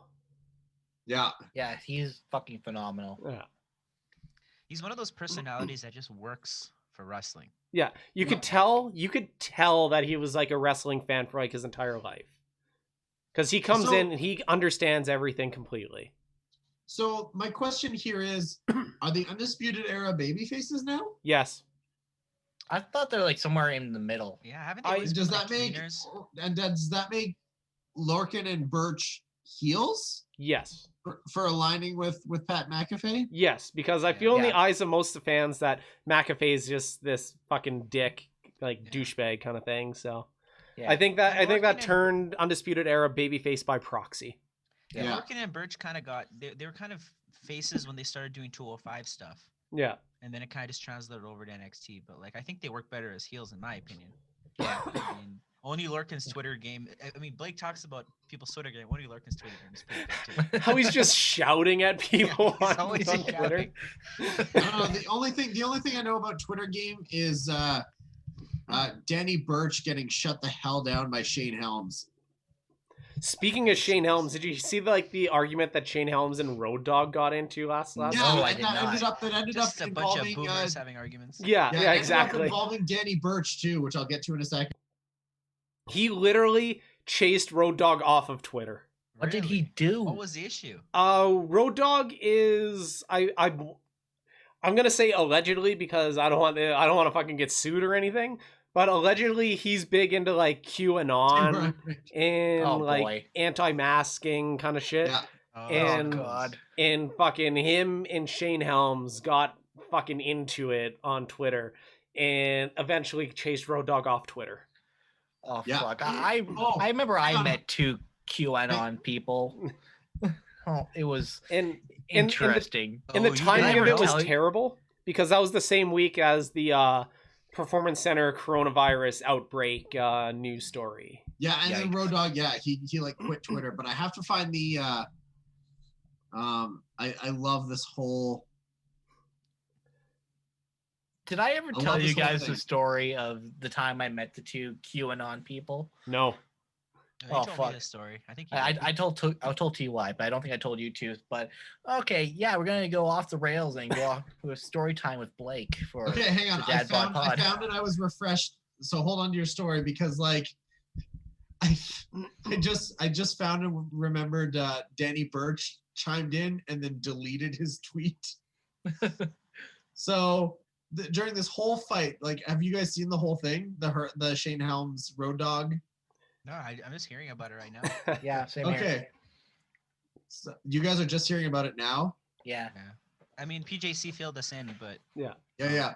Okay, so Danny Birch decided to chime in and then later deleted this tweet and said, not everyone who gets corona dies. And Helms's response was, No shit. yeah, not everybody dies from AIDS, but I don't want that shit either. that's a thumbs up there for a good old hurricane. Yeah. And Danny Birch deleted the tweet. All right, Blake, I want to hear your QAnon story here. Oh Yeah. man. So back in May 25th, it was my first day back at work. Why do you remember this day specifically? Because I don't know. It's in his remember. diary Kind of here. weird. Yeah. I remember. Your diary. It's weird. I don't know, but Yeah. it was the Yeah, day I was got awesome. the day I got brought back to work after I was put on temporary layoff from the COVID shiznit, right? And one of the first things I get told to do is, "Hey Blake, we need you to take these two customers back to their home in Edmonton." Keep mind you, I work in Leduc. I'm like, "Yeah, sure thing." Ooh. But the one thing they told me was that, but the thing is, you have to wear a mask, which is fine. I'll wear it. I don't really like wearing the mask, but like I will not bitch about it because But I if- know it's for if the you- greater good. If your work tells you to wear a mask, like Yeah, exactly. Yeah. Right? Like I don't like the mask. I don't think anyone really does. I wear a But- mask in my room by myself. Okay, I love the mask. Yeah, I I don't I was think anyone born really and does. it molded I- by it. Yeah, I don't think anyone does. But I will wear it because I am not a selfish fuck, right? You don't want to rock the boat kind of thing. Exactly. If the world ends again, no one can blame me. So I put on the mask and I get in the van, and this older couple is in the back seat because they can't be up front with me. And the first thing they do is they question why I'm wearing the mask. And they tell me how it doesn't stop COVID or yada yada yada. And then somehow this evolves into how the pandemic is not only a hoax, but it is a hoax by communist China as a way of getting Donald Trump out of office. And you guys want to guess who communist China is going to put in Donald Trump's place? Who? You want to guess? Keanu Reeves. Slapjack. George Soros. TY? Slapjack. No. The person that's going to be put in Donald Trump's place by communist China is Michelle Obama. Yeah. Yeah. Somebody who's and- currently not even running. Yeah. And all of this happened before I even got onto the highway towards Edmonton. You're like, oh god, I still got another half hour here. Exactly. I went on for another straight half hour. conspiracy theories for a half hour. That's exactly what it was. I would have just like turned it on and just started like Straight conspiracy theories Easy. for a couple hours. That sounds like if you guys take a road trip with me to like Lethbridge or something. And Yeah, and then not only that, like I think it was like a bunch of other shit too. Like I think they talked about how like climate change is a hoax Hey, or Beast, whatnot. what's going on? And then I had to later on the day I had to pick them up from their house in Edmonton. Ah, back to You had to Leduc. go back? Yeah. Double dipping. He goes back for seconds. Yeah, Jesus Christ. Did you see the story of how like Finn Balor got dragged into QAnon as well? No. Because the referee Drake Warts, the former Drake Younger in CZW, he is a big QAnon conspirator as well, and he started like a charity that's like adjacent where their money goes to like QAnon causes, and he got autographed kick pads from Finn Balor. He did not tell Finn Balor where the what the charity was associated with. So now Finn Balor is indirectly tied with QAnon because he had been donating his kick pads to a charity where money has gone to QAnon causes. Jesus Christ. Well, first of all, what is it? What's a cause? Like, what are the causes? Like, what is the money? It's mostly like hardcore Republican causes kind of thing. Like there's a right wing and then there's super yeah, super there's right wing, and then there's like Pizzagate kind of stuff, and that's like what and like QAnon is like tied into like Pizzagate and the Sandy Hook truthers. Oh God. So that's basically what QAnon's kind of tied into. QAnon. Okay, so here's the Reader's Digest version from Wikipedia. Is QAnon is a far right conspiracy theory alleging that a cabal of Satan-worshipping pedophiles running a global child sex trafficking ring is plotting against President Donald Trump, who is battling against the cabal, and that Trump is planning a day of reckoning known as the Storm, when thousands of members of the cabal will be arrested. Yeah. Well, that's not true because Jeffrey Epstein and Donald Trump were friends. Yes. And they were like QAnon was big into the does anybody remember when there was like the story that like Wayfair was like child trafficking with their like cabinets? Yeah.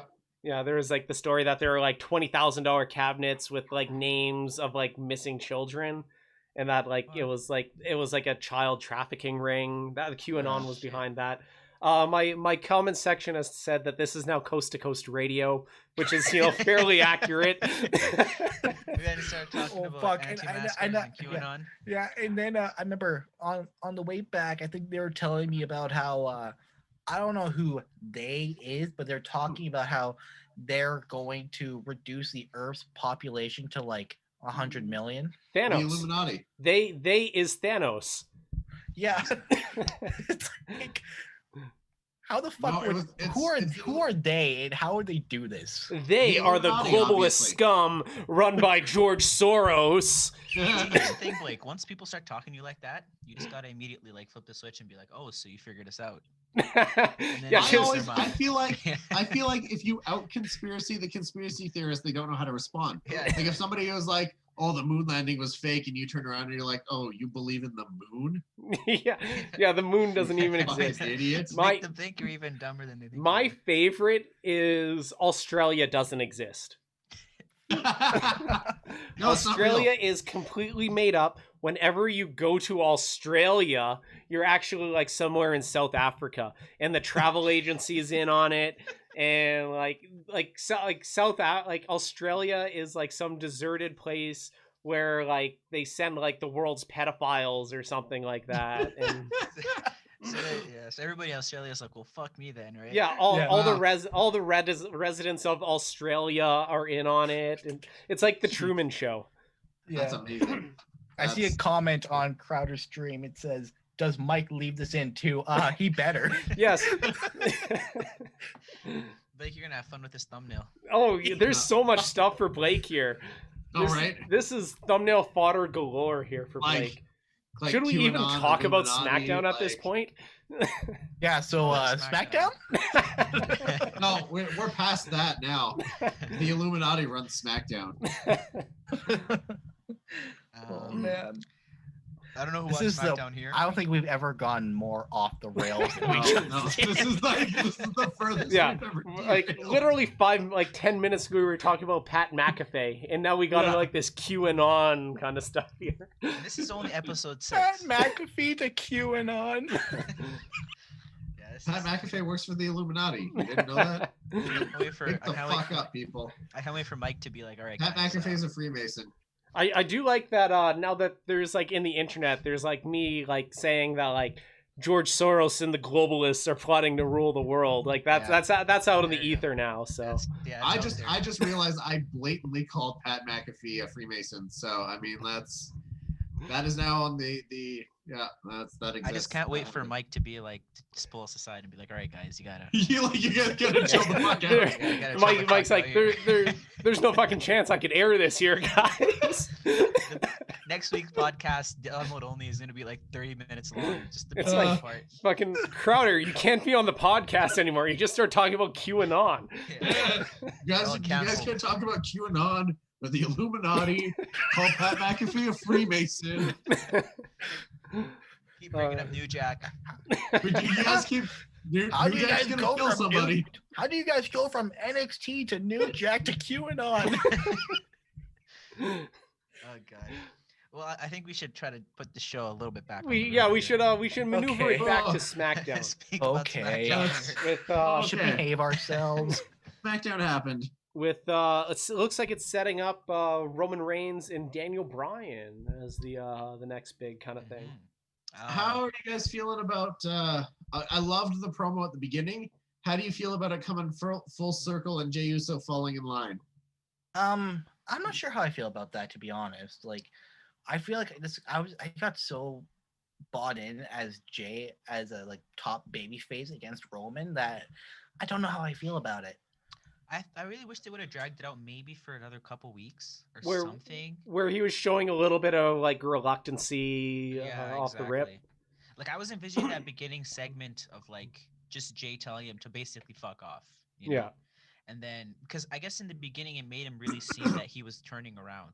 Because you know, he was emotional, but at the end he kind of was just quiet and just thinking, right? I was really hoping maybe he could show more that he's against him, so at least the turn at the end made it seem more shocking than it did. I guess that's the best way I could put it. I don't know. I have mixed feelings about it. I like it if it's a red herring. I like it if it's Jey Uso doing it to gain Roman's trust to get him when he's least expecting it. Yeah, it's true. I mean, fair enough, but they also posted some like footage at like after SmackDown went off the air where Jey Uso continued to beat the shit out of Daniel Bryan when he was getting stretchered out. Yeah, but I mean, like, you've seen stuff like this before where it's like it could be a really good that like it's like Daniel Bryan and the Wyatt family kind of thing. But see, the only possible ending to that is having to put the championship on Jey, right? Which is something I just don't think they're ever going to pull the trigger on. Yeah, I don't see them ever doing that. I like a couple months ago, I would say no, that's never going to happen. Right but now, I'd be like, no, I'm down. Yeah, I'm down for that. Like, I would personally love to see it. But do you think like Vince McMahon is going to put the title on Jey Uso? No. Probably not. No, but at the same time, I also never thought that he would ever put the title on Drew McIntyre or Jinder Mahal when they're in 3MB. Yes, Jinder Mahal was 100% a shot. Yeah. Jinder Mahal was a fucking left field. Okay, let's see. I got Beast Mode popping up in my chat, who I haven't seen in a while here, who also tells me to say hi to Crowder, and then he puts us over as King Jules and Prince Crowder, which I like that hierarchy. That works for me. My nickname. And Princess Blake. There it is. So my favorite takeaways from this are Princess Blake and that TY just doesn't exist here. Yeah, that's exactly. I was waiting for my fucking... Beast Mode? Yeah, I hate you. Jules, I hate your fans. I hate your fans. Except Val. Val's cool. Yeah, Val. Val's fine. Cool. Yeah. Val's fine. Poople hasn't shown up, has he? Not yet. No, Spoople only shows up when like Blake's playing like NHL for whatever reason. Yeah. Yeah.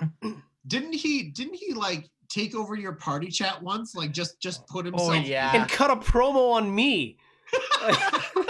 I want details. All right, we're going off the rails again. Fuck SmackDown. God damn it, guys.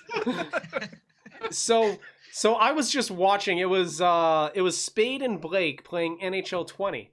And then Spoople just went in the chat, and I was like dicking around with Spoople on the chat.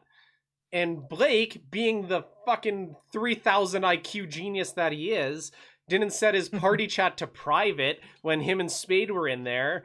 Then Spoople hops on the PlayStation, joins in Blake's chat, cuts a fucking promo on me saying how shitty I am, and then just bails out of the party chat. If you can find a copy of that promo, Mike, can you please put it in?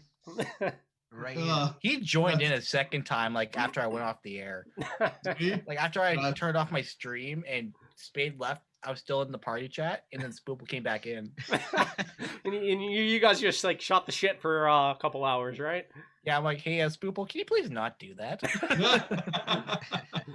Spoople had the fastest follow to block ratio of all time in my life.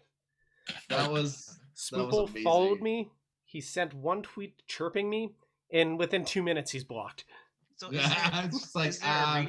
there a reason why this said Spoople despises you? He's Blake's super fan, and by super fan, he's like the guy who was gonna kidnap Sonya Deville. Super fan. Yes. Christ. Oh, we can't go there, Jules. Don't go there. You're about to get canceled again. No, but like I make this comparison and I laugh about it awkwardly because that is the vibe I get from this dude. Okay. How have we not been canceled? I don't know. Every episode should have gone So, as Blake, canceled. How has it not happened yet? Did you pay Look, to send okay, Spoople to like this you? is the second episode in a row. We're approaching the end. I have not made a rape joke, okay? I'm getting better. Don't even bring it up. No, I am proud of myself, and I am allowed to be proud. I am proud of myself that I did not say the word rape in the last hour here. No. The amounts of time that I say that word is out of control. I am able to rein myself in for 120 minutes. I didn't make an in poor taste joke. Ladies and gentlemen, the worst. It's been an amazing 6 episodes. 100%. This is the last one. The worst I've done tonight is compare Spoople to the guy who was going to kidnap Sonya Deville and call Pat McAfee a Freemason.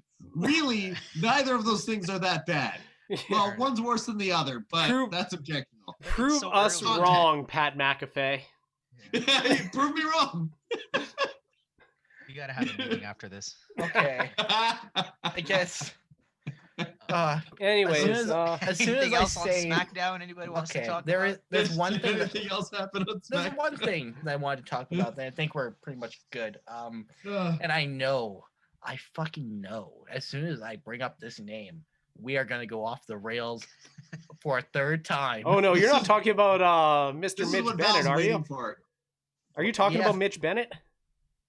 Lars Sullivan, yes. Big dick Mitch here. I wanted to talk about his promo because I actually thought he did a very good job. And like honestly, like I thought the first time I ever heard Lars Sullivan cut a promo, because I never really watched any of his stuff in NXT, I thought it was just gonna be like very much typical brooding big guy kind of promo. Yeah, just moaning and making noises. Yeah. Basically, yeah. But no, he's actually like very well spoken. And the story he told of like the first time he got called the freak when he was a child, I actually felt kind of bad for him. Like, no wonder he grew up to be such a fucking gong show. Here's the one thing about that promo that I love so much. He went on this whole rant about it, and then at the end, Corey Graves is like, all right, anyways, so how do you feel about wrestling or something like that? And I'm like, what? You're just not going to acknowledge this whole... Like, he just told you a story that was actually kind of sad, and you're just So did Corey Graves just basically give the like John Cena fine speech kind of thing exactly. after? Yeah. So I got a comment in my chat that it's basically like TY and Blake are definitely too young. That it felt like a 2020 attempt at the Humanize Mankind promo with Mankind and Jim Ross. Oh God, Jules is dead. Yeah, Jules is shaking his head for the past 20 seconds. I want to acknowledge him before he knocked himself out. No, I'm really dizzy after that now because I can't deal with Lars. I can't feel bad for this fucking idiot. I can't. Don't try. Don't let me hate him. If you're gonna embrace him and force him on my TV and make me watch him, get the heat. I already hate him. Make me hate him more. Yeah. Don't try to put sympathy on him because I don't fucking care. You're not gonna make me feel bad for him. You don't feel bad for Mitch Bennett? No, yeah, I mean, don't feel bad for Lars Sullivan. How do you feel about Mitch Bennett? I could not feel sorry for Mitch Bennett if Mitch Bennett was the baby that Snitsky kicked into the front row on Raw. And we're doing it again. we're going off again. Oh man, what a great into the segment that audience. was. Kids, if that, I swear to God, that's going to end up being made into an audio clip somewhere. And the internet's either going to love it or hate it. Probably hate it. The internet hates everything. That's Poor true, they Mike is do. gonna have so much work. He's gonna be listening to this like, I need to cut. I really hope that Mike just just puts it on there. It doesn't do any quality control or anything. No. See, here's my concern is he listens to the episodes. I know he does because he's praised at least one of them.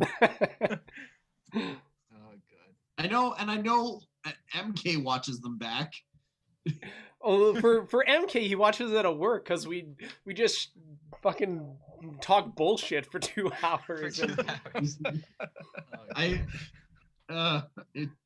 We're the 4 biggest idiots in Alberta for 2 hours here. So this is.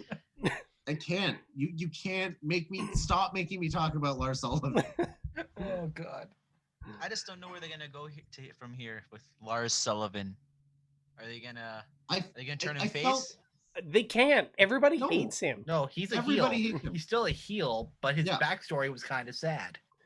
Yeah, like it's not. I felt more sorry for Snitsky when he accidentally aborted Lita's baby. And there it is, boys. It wasn't his fault. I disagree. That abortion was legit. That was he knew what he was doing. He's a grown man. Snitsky did it on purpose. That was a shoot abortion.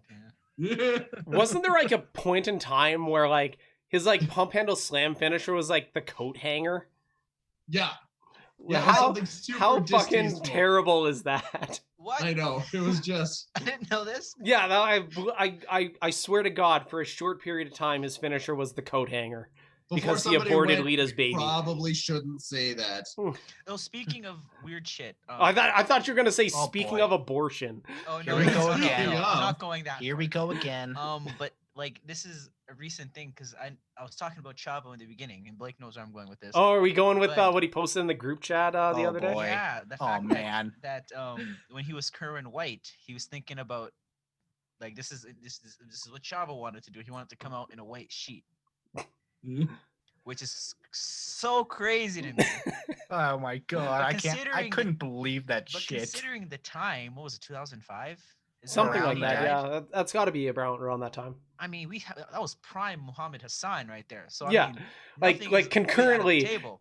Concurrently, they're doing like subtle thing with Muhammad Hassan on the same show as Klansman Kerwin White. Oh my god.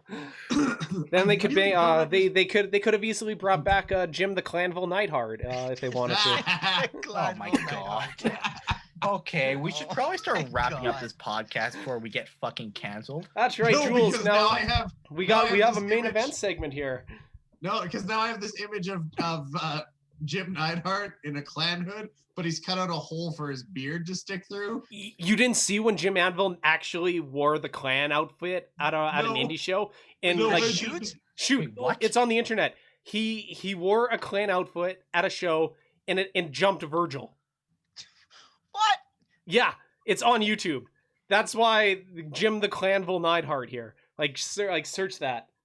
Wait, I am. Like we're gonna have some dead air here while Ty looks this shit up.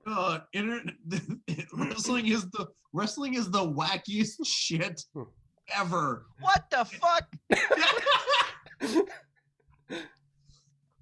What they have him? They haven't built this thug. I guess. Yeah, I think he was like a mystery Klansman, and then Holy fucking shit. unmasked as Jim Neidhart. This is I- insane. I This is feel like real? I feel like if you're doing that gimmick, you don't want to unmask. No, stay The reveal under is that. not worth it. Yeah. Like it's insane. Oh my god, that's insane. Yeah, like that's actually a thing where Jim Neidhart was in a Klan outfit and jumped Right. Virgil. You learn a lot Wow. of things during the Dad Bod Wrestling. pod. Only in wrestling.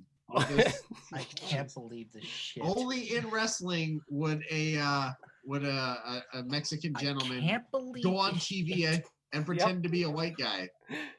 Yeah, what's that current white gimmick was so stupid? I don't know how that made it to TV. Well, then again, it was like I said, it was 2005, so I think like who pitched that? Who went up to Chavo and was like, "Hey, I've got this great idea for you." If you listen to, I think it's Chris Van Vliet's podcast. Yeah. Chavo. It was literally Vince McMahon came up to him and said, "You're basically gonna abandon your Mexican heritage and become a white guy." That's quote unquote. That's what he was gonna say. You're gonna go from lie, cheat, and steal to being like upper middle class white guy with fucking Dolph Ziggler as his caddy. There you go. Yeah. We just say I love how many bad gimmicks Dolph Ziggler has managed to escape from intact. Yeah. Because he escaped from being Kerwin White's caddy. He recovered from the Spirit Squad. Like, it's really admirable. Boyfriend. That was horrible. Vicky Guerrero was like, Vicky Guerrero's boyfriend. Yeah. I thought that was like some entertaining shit at first, though. In my opinion. I love anytime like Vicky Guerrero. Vicky Guerrero was such a good general manager. Like, she was not appreciated in her time. Like, I didn't learn to appreciate her until after she was gone. The heat that she gets all the time. God. It's amazing. Oh, yeah. I can hear the "excuse me" in my ear right now. Just thinking about it. Like, it was so iconic. She's amazing at what she does, and she has come a long way from where the fuck is Vicky? Yes. Yeah. Okay, I'm not even. This isn't a joke. Vicky Guerrero is genuinely one of my favorite heels of all time. Oh, she's so good. Oh yeah, she is so good. Funny. I'm just remembering the image of Eddie. Ty is still dying. He's, where the fuck is Vicky? Where the fuck is Vicky? Vicky blowing the spot. That's everything. I could do a whole episode on that custody of Dominic ladder match. You mean when Rey Mysterio bet his fucking child in a ladder match? Yeah. Rey Mysterio has no shame. I mean, it's not really his son. We forgot about Raw. So we're going back to Raw.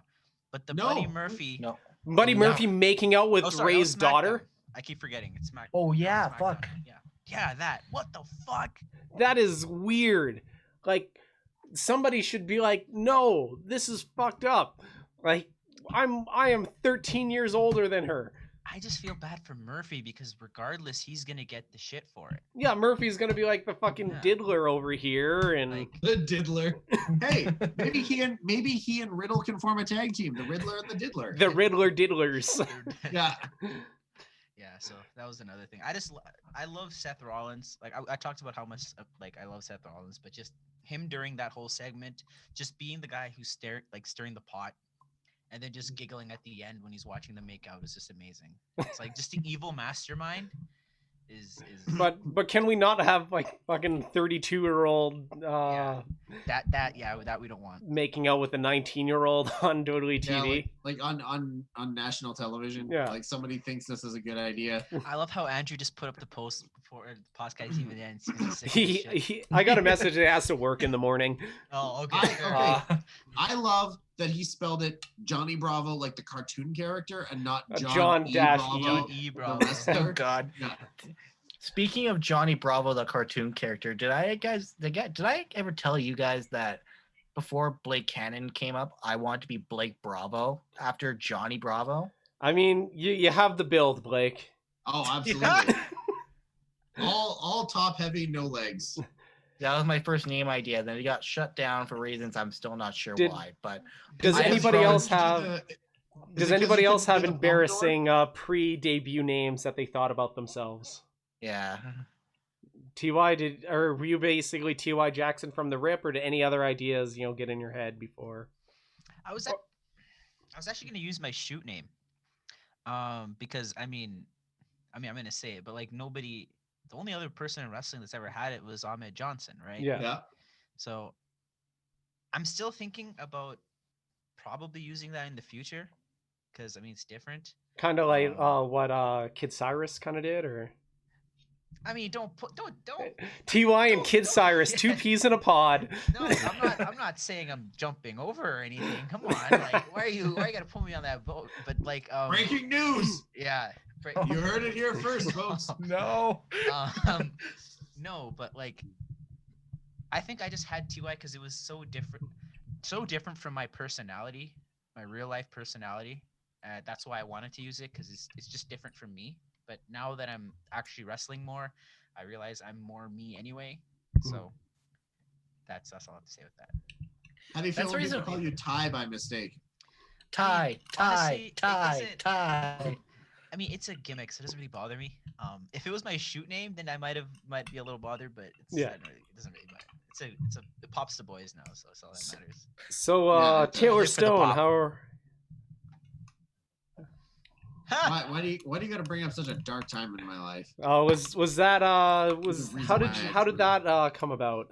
That was given to me, and yeah, no, it was given to me, and I think it was given to me because somebody else had that name before, and so it just came to mind. It was a It was recycled not. name. It was not a choice of my own, and it came along with me being a babyface with like no real understanding of a gimmick for myself or who I was. So like my first couple matches, the crowd kind of liked what they saw because I could kind of wrestle, but then I didn't have anything else to offer them, so they just kind of either turned on me or just didn't give a shit because I didn't give them a reason to. There was no authenticity behind the wrestling, and there was nothing else on the table. Like I think I remember trying to come up with names, and then I think I was so young in the business that I was afraid to pitch one, especially when there was one on the table. Like this idea was already kind of presented to me. My idea is super shitty because it doesn't make any sense for a wrestler.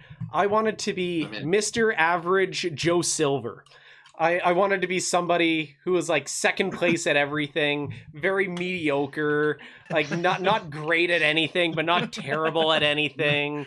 Just the most super bland, basically the neutral. My gimmick was like the neutral planet on Futurama. Yeah, the always the bridesmaid, never the bride of professional wrestling. I'd come in, just do like average stuff. I wouldn't do anything flashy, but I wouldn't do anything terrible. Like, it's the dumbest gimmick of all time, and It's dumb, but I'm it's happy smart. that I'm not Mr. Average Joe Silver. There's a time where I was going to be Cannonball Lucky, and I'm glad I shut that down. That made I don't understand that at It's all. a Like combination of Cannonball and Balake. I understand that, Lucky. but that's such a dumb money. name. I agree. That's a license to print money right there. Yeah. All right, so What is we're it? Should we get to our we're coming up on 2 hours here, so we should get to Yeah. our main Before event we get segment. ourselves canceled for like a third or fourth time in We one already have. podcast. Well, we're going to talk about which wrestlers we want to fuck, marry, and kill. So there is time to get canceled still. I like that it's FMK or it's fuck, marry, kill tonight because we just don't care. Normally we try to like censor ourselves and be respectable. Just FMK it. Really, like, don't worry, I'm not doing a stable full of dead guys this time, so we don't have to feel bad. I feel more bad that I have to kill living people. This one came to me just through the course of our stream, and don't worry, it doesn't involve New Jack. Not yet.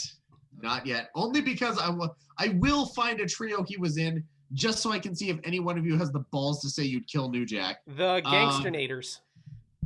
Weren't they? That was a tag team though, They're right? in a tag team, weren't they? That was a mix of 4 people. So like, you can throw Jim Cornette in there because he was the mastermind behind it, right? yeah. Oh, The Gangsternators was the Eliminators and the Gangsters. No. Oh, was it? Yeah. Anyways, what do you got here? I'm keeping this one simple because it makes me happy. It's Halloween and I'm in a really good mood. So 3MB. That's a really good one. Okay, so I That's think hard. Blake was happy, so he gets to go first. I was happy because I liked 3MB, but I don't know who to kill. I'm not killing Drew, but I do not want to kill Jinder or Heath. I'm gonna start on this one. Okay. TY. I would fuck McIntyre because he's just a grizzled Scotsman and Like And I that said, that we does talk- it for you. It's we talk about this 3 weeks in a row. I tell you guys, there's Is something it because he's the about thickest? He's the thickest man there, right? He's the beef. Stability. He's the beef. Yeah, he's got the beef. stability. He's got the protectiveness. I like that. So I'm gonna go McIntyre. I'm gonna find a trio of skinny dudes, and I swear to God, next week is gonna be like the best friends in Orange Cassidy, and like have fun with that. So what I say? I said I'd F McIntyre. I think I'd marry Heath because Heath just seems like a sweetheart, and then I'd kill Jinder because, fuck Jinder. Okay, I'm going to marry Drew. I will fuck Heath and kill Jinder. Jinder, I am sorry that I had to hinder the Jinder, but just know that I loved your title reign. You're gonna kill the modern day Maharaja with me? Yeah. So, I am going to marry Jinder because I am a fan of Indian food, and I figure That's it. I figure marry Jinder. He could cook for me, and Indian food is amazing. yes, Yeah, it is. so I could go with that. I guess I'd fuck Drew for same reason, the beef. Stability. There we go. And sorry, Heath, gotta kill you. You're the only one that never won a world title, so prove yourself if you want my love. And he's jobless. He's a deadbeat. God damn it. He has Kate's Crowder. This is the first week in a while where I completely agree with Crowder, and I say that because the wedding to Jinder would be fucking like Epic. pageant- Indian weddings are so pageantry- amazing. I've been to like a couple. They're such a fucking party. It's awesome. The pageantry would be unreal. It would be amazing, and like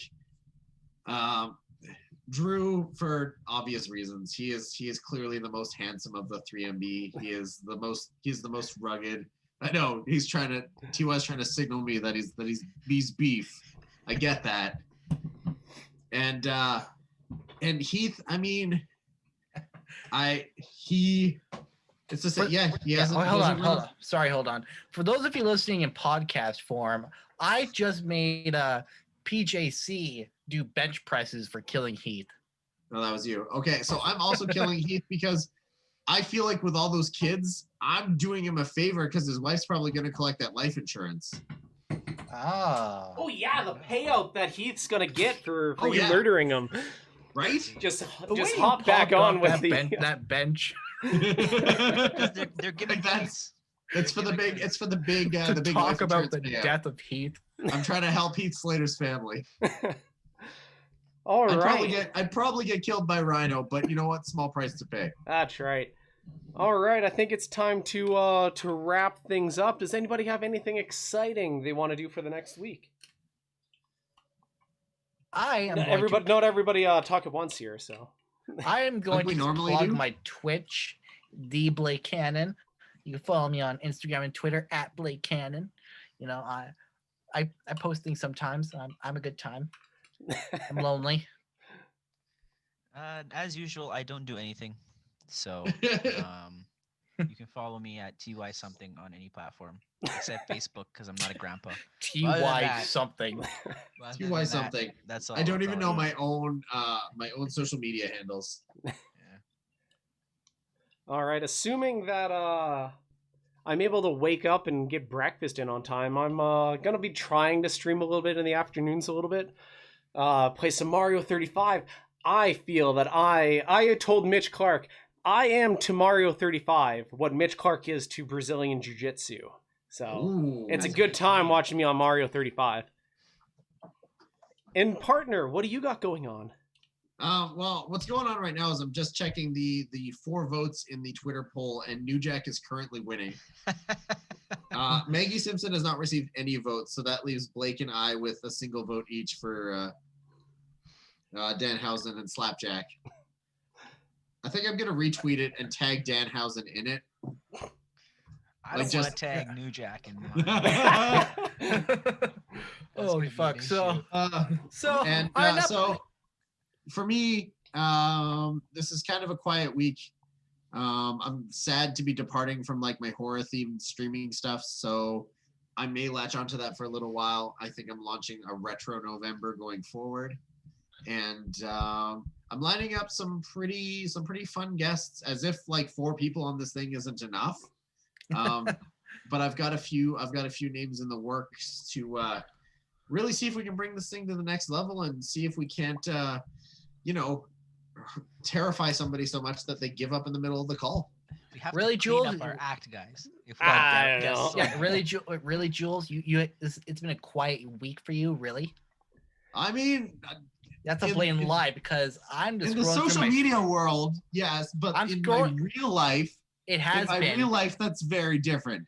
I agree because in an episode of the Dad As he Pod flashes my real like Facebook page there, it's like, hey, I'll check cover this up guy your out. name. I'll cover up your name, but Oh, that's gonna make in the an world of episode of the difference. Dad here. Pod that That's has definitely gone gonna off the keep the rails Illuminati from finding several me. times. We'll end it on a wholesome note because I'm gonna cover this up here.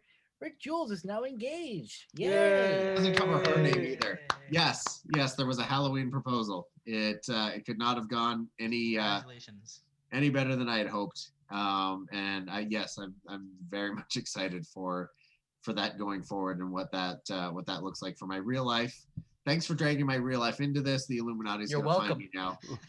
You son of a bitch. All right.